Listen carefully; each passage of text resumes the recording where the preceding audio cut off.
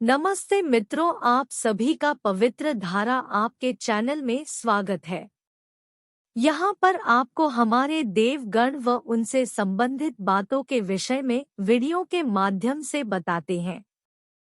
तो आइए शुरू करते हैं। शारदीय नवरात्रि पर पूरे 9 दिनों तक माँ दुर्गा की पूजा अर्चना और व्रत किए जाते हैं। पौराणिक कथाओं के अनुसार शारदीय नवरात्रि का व्रत एवं पूजन करने से जातक को आदि शक्ति माँ दुर्गा की कृपा प्राप्त होती है। शारदीय नवरात्रि का व्रत एवं पूजन करने के साथ नवरात्रि व्रत कथा का पाठ करने से साधक को अश्वमेध यज्ञ के समान पुण्य प्राप्त होता है। नवरात्रि करने वाले जातक पर माँ शीघ्र प्रसन्न होती है और उसकी मनोकामना सिद्ध होती है। नवरात्रि का व्रत बहुत ही शुभ और कल्याणकारी है। नवरात्रि के व्रत में माँ दुर्गा की पूरे विधि विधान और श्रद्धा भक्ति के साथ पूजन करें। 1. प्रातः काल स्नानादि नित्य क्रिया से निवृत्त होकर स्वच्छ वस्त्र धारण करें। 2. पूजा स्थान पर बैठकर माता दुर्गा की मूर्ति या चित्र के आगे दीपक जलाएं। 3. रोली चावल से पूजा करें। पुष्प माला चढ़ाएं। माता को चुनरी उड़ाएं। 4. फल, पान एवं सुपारी चढ़ाएं। माँ दुर्गा को मिठाई का भोग लगाएं। भोग के साथ दक्षिणा भी रखें। 5. माँ दुर्गा का ध्यान करें। 6. नवरात्रि की कथा कहें या सुनें। नवरात्रि की कथा सुनने के बाद कपूर जलाकर माता की आरती करें। 7. नवरात्रि के व्रत में जातक को 9 दिनों तक फलाहार करना चाहिए, परंतु फलाहार से 9 दिन तक व्रत करने का सामर्थ्य ना हो तो एक समय भोजन कर सकते हैं। नवरात्रि के व्रत जातक अपने सामर्थ्य के अनुसार फलाहार या एक समय अन्न खाकर भी व्रत कर सकता है। 8. माँ दुर्गा का व्रत एवं पूजन पूर्ण श्रद्धा और भक्ति से करने से मनुष्य के सभी कार्य निर्विघ्न ही पूर्ण हो जाते हैं। माँ दुर्गा की कृपा से सभी विघ्न बाधाओं का नाश हो जाता है। 9. व्रत के दिन माता का जयकारा अवश्य बोलते रहें। नवरात्र व्रत का महात्म्य। एक बार देवगुरु बृहस्पति ने प्राणियों के कल्याण के लिए परमपिता ब्रह्मा जी से नवरात्रि के व्रत के विषय में जानने की इच्छा व्यक्त करी। देवगुरु बृहस्पति ने ब्रह्मा जी से पूछा, हे परमपिता ब्रह्मा जी, नवरात्रि व्रत को करने से क्या फल मिलता है? इस व्रत की क्या विधि है और इससे पहले इस व्रत को किसने किया है? मेरी यह सब जानने की इच्छा है। तब ब्रह्मा जी ने देवगुरु बृहस्पति से कहा, हे देवगुरु, आपने संसार के प्राणियों की भलाई के लिए बहुत ही उत्तम प्रश्न पूछा है। नवरात्रि का व्रत समस्त मनोकामनाओं को पूर्ण करने वाला है। माँ दुर्गा अपने भक्तों पर हमेशा अनुकंपा करती है। जो मनुष्य पूर्ण श्रद्धा और भक्ति के साथ माँ दुर्गा की आराधना करता है, उसका जीवन धन्य हो जाता है। संतान की कामना करने वाले को उत्तम संतान की प्राप्ति होती है। धन समृद्धि की कामना करने वाले को धन समृद्धि की प्राप्ति होती है। ज्ञान पाने की कामना करने वाले को ज्ञान प्राप्त होता है। जीवन में सभी सुखों की प्राप्ति होती है। रोगी मनुष्य रोगों से मुक्त होकर उत्तम स्वास्थ्य को प्राप्त करता है। बंदी बंधन से मुक्त हो जाता है। मनुष्य अपने समस्त पापों से छूट जाता है। उसके सभी पापों का नाश हो जाता है। नवरात्रि का व्रत एवं पूजन करने वाले मनुष्य की सभी मनोकामनाएं माँ दुर्गा की कृपा से पूरी होती है। जो मनुष्य इस परम कल्याणकारी माँ दुर्गा के नवरात्रि के व्रत पूजन एवं नवरात्रि की कथा का पाठ नहीं करते, उनके जीवन में संकट और परेशानियां अपना डेरा डाल देते हैं। वो संतानहीन, अपंग और माता-पिता के सुख से वंचित होकर दुख भोगता है। वो परिवारहीन, धनहीन रहता है और रोगों से ग्रसित होकर संसार के सुखों से वंचित होकर जीवन भर दुख पाता है। इसलिए मनुष्य को नवरात्रि के व्रत पूजन के साथ नवरात्रि की कथा का पाठ या श्रवण पूरी श्रद्धा और भक्ति भावना के साथ करना चाहिए। अगर कोई मनुष्य पूरे 9 दिन तक उपवास ना कर सकता हो तो वो दिन में एक बार भोजन कर सकता है।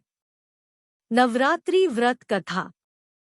ब्रह्मा जी से देवगुरु बृहस्पति ने नवरात्रि के व्रत की कथा और पूर्व समय में इस व्रत को किसने किया उसकी कथा सुनाने का निवेदन किया। तब ब्रह्मा जी ने बृहस्पति जी से कहा, हे बृहस्पति, मैं तुम्हें इस परम दुर्लभ और कल्याणकारी नवरात्रि व्रत की कथा और इसका इतिहास सुनाता हूँ, तुम ध्यान से सुनना। तब बृहस्पति जी ने कहा, हे प्रभु, आप कथा सुनाइए, मैं पूरे ध्यान से सुनूंगा। तब ब्रह्मा जी ने कथा सुनाते हुए कहा, अति प्राचीन काल में पीठत नाम का एक बहुत सुंदर नगर था। उस नगर में एक ब्राह्मण निवास करता था। वो माँ दुर्गा का अनन्य भक्त था। वो प्रतिदिन माँ दुर्गा का हवन और पूजन किया करता था। माँ भगवती की कृपा से उसके यहाँ एक कन्या का जन्म हुआ। उसकी पुत्री बहुत ही रूपवती और गुणवान थी।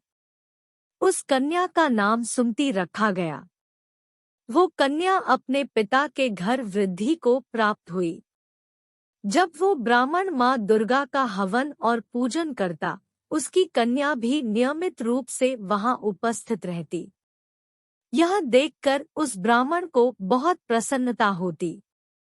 एक दिन वो कन्या अपनी सखियों के साथ खेलने में इतनी मगन हो गई कि उसे यह ध्यान ही नहीं रहा कि उसे हवन और पूजन के लिए घर पहुंचना है। अपनी पुत्री को हवन पूजन के लिए ना आया देखकर उस ब्राह्मण को बहुत क्रोध आया। जब उसकी पुत्री सुमति घर आई तो उसे अपने पिता के क्रोध का सामना करना पड़ा। उस ब्राह्मण ने क्रोधवश अपनी पुत्री से कहा, तूने मेरी पुत्री होकर पूजा का नियम तोड़कर बहुत बड़ा अपराध किया है। तुझे इसका परिणाम भुगतना होगा। मैं तेरा विवाह एक निर्धन कोढ़ी से करूंगा। उसके साथ जब तू दुखों का अनुभव करेगी तब तुझे अपने अपराध का बोध होगा। अपने पिता की ऐसी बातें सुनकर सुमति ने अपने पिता से कहा, पिताजी, मैं आपकी बेटी हूँ और आपके अधीन हूँ। आप जो चाहे निर्णय ले सकते हैं। मेरे भाग्य में जो होगा मुझे वही मिलेगा। मनुष्य तो बहुत कुछ चाहता और सोचता है, परंतु उसे वही मिलता है जो उसके भाग्य में होता है। मनुष्य को अपने कर्मों के अनुसार फल मिलता है। मनुष्य के वश में सिर्फ कर्म करना होता है, उसका फल ईश्वर के अधीन है। अपनी पुत्री की ऐसी बातें सुनकर उस ब्राह्मण का क्रोध और बढ़ गया और उसने जल्द ही एक निर्धन कोढ़ी से अपनी पुत्री का विवाह करा दिया और उसे अपने घर से यह कहकर निकाल दिया कि जा ले ले जो तेरे भाग्य में लिखा है, भोग अपने कर्मों का फल। अपने पिता द्वारा किए गए इस तिरस्कार से सुमति बहुत दुखी हुई। भटकते भटकते अपने पति के साथ वो एक घने वन में पहुंच गई। रात्रि में उस भयानक वन में कष्ट सहते हुए उस कन्या ने दुखी होकर माँ भगवती का ध्यान किया। उस दुखिया की पुकार सुनकर और उसके पूर्व जन्म के पुण्यों के प्रभाव से माँ भगवती उसके समक्ष प्रकट हो गई। माँ भगवती ने उससे कहा, मैं तुझ पर प्रसन्न हूँ, तू जो चाहे वरदान मांगने ले। सुमति को कुछ समझ नहीं आया। उसने पूछा, आप कौन है और मुझ पर क्यों प्रसन्न है? तब माँ ने उसे अपना परिचय दिया और कहा कि मैं आदि शक्ति हूँ। मैं ही प्राणियों के दुखों का नाश करती हूँ और उन्हें सुख प्रदान करती हूँ। मैं तेरे पूर्वजन्म में किए गए शुभ कर्म से अर्जित पुण्य के प्रभाव से तुझ पर प्रसन्न हूँ। उसने माँ से पूछा, हे माता, मैंने पूर्व जन्म में ऐसा कौन सा पुण्य कर्म किया था जिसके फलस्वरूप मुझ पर आपकी कृपा दृष्टि हुई और आप मुझ पर प्रसन्न हुई। तब माँ दुर्गा ने उसे उसके पूर्व जन्म की कथा सुनाते हुए कहा, पूर्व जन्म में तेरा विवाह एक निषाद से हुआ था जो कि एक चोर था। एक बार वो चोरी करते हुए पकड़ा गया। जब उसे कैद की सजा हुई तो अपने पतिव्रत धर्म का पालन करते हुए तू भी उसके साथ कारागार में चली गई। वहां तुम दोनों को भोजन इत्यादि कुछ भी नहीं दिया गया।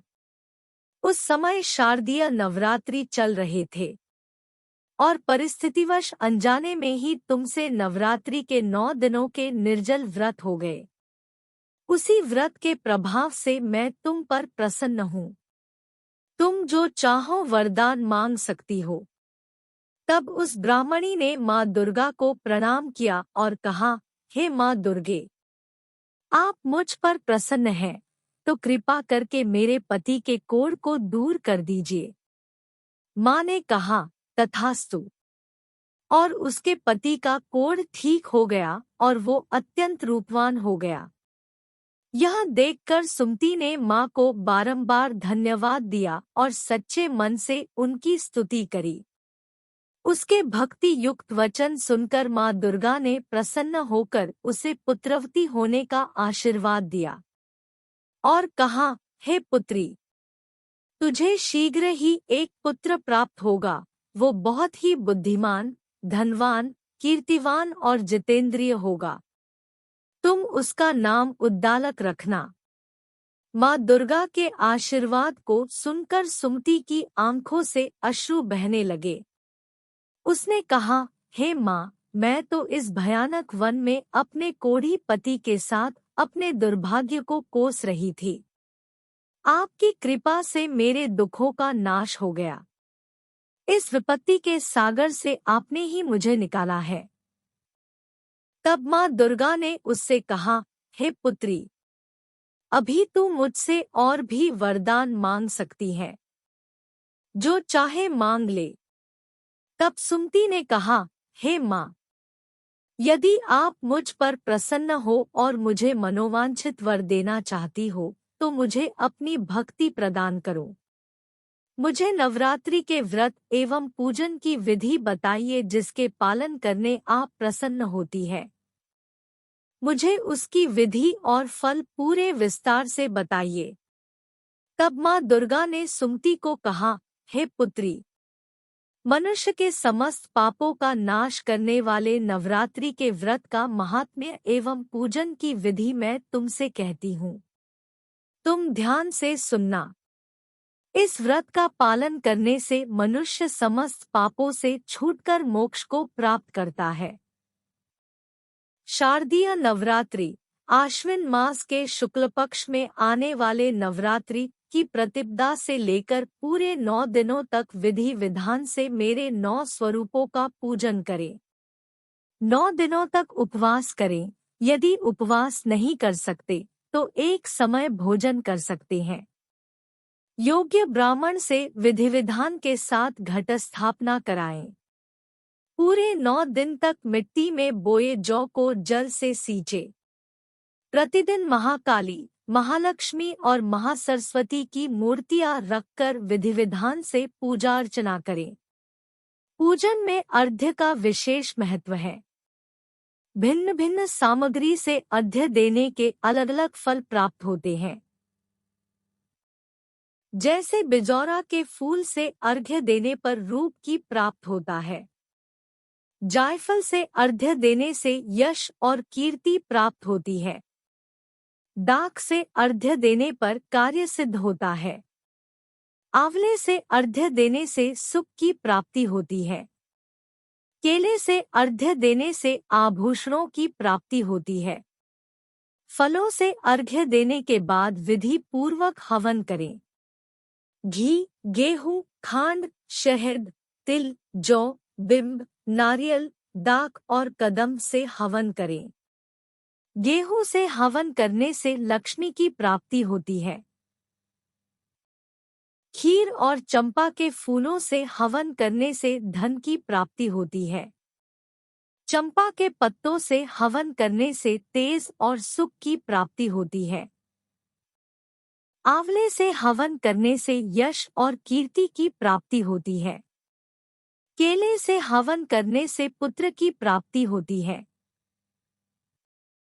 कमल से हवन करने से राजकीय सम्मान मिलता है। दाख से हवन करने से सुख संपत्ति की प्राप्ति होती है। खांड, घी, नारियल, शहद, जौ और तिल से हवन करने से मनोवांछित फल की प्राप्ति होती है। हवन कराने वाले आचार्य का पूर्ण आदर सत्कार करें और यथासंभव दक्षिणा देकर उन्हें संतुष्ट करें। इस परम दुर्लभ व्रत का पालन पूरी श्रद्धा भक्ति और विधि विधान से करने से मनुष्य के समस्त मनोरथ पूर्ण होते हैं।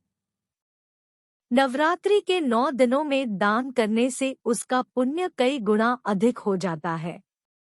माँ भगवती ने सुमति से कहा, हे पुत्री, इस व्रत का पालन पूर्ण श्रद्धा भक्ति और विधि विधान से अपने निवास, मंदिर या तीर्थ स्थान पर करने से मनुष्य की सारी मनोकामनाएं सिद्ध होती है। उस ब्राह्मण कन्या सुमति को व्रत का सारा विधान सुनाकर माता अंतर्ध्यान हो गई। ब्रह्मा जी बोले, हे बृहस्पति, इस परम पुण्यदायी व्रत को जो भी स्त्री पुरुष पूरी श्रद्धा भक्ति से करता है, उसे संसार के सभी सुख प्राप्त होते हैं। वो मनुष्य संसार के समस्त सुख भोगकर मृत्यु के उपरांत मोक्ष को प्राप्त करता है। ब्रह्मा जी से व्रत का महात्म्य जानकर देवगुरु बृहस्पति आनंद से भरकर बोले, हे परमपिता, आपकी कृपा से मैं इस परम दुर्लभ व्रत का महात्म्य जान सका। यह मेरे लिए अमृत के समान है। इसको सुनकर मैं धन्य हो गया। देवगुरु बृहस्पति के ऐसे वचन सुनकर ब्रह्मा जी बोले, हे बृहस्पति, तुमने प्राणियों के कल्याण हेतु इस दिव्य व्रत को पूछा। तुम धन्य हो। बोलो दुर्गा मैया की जय।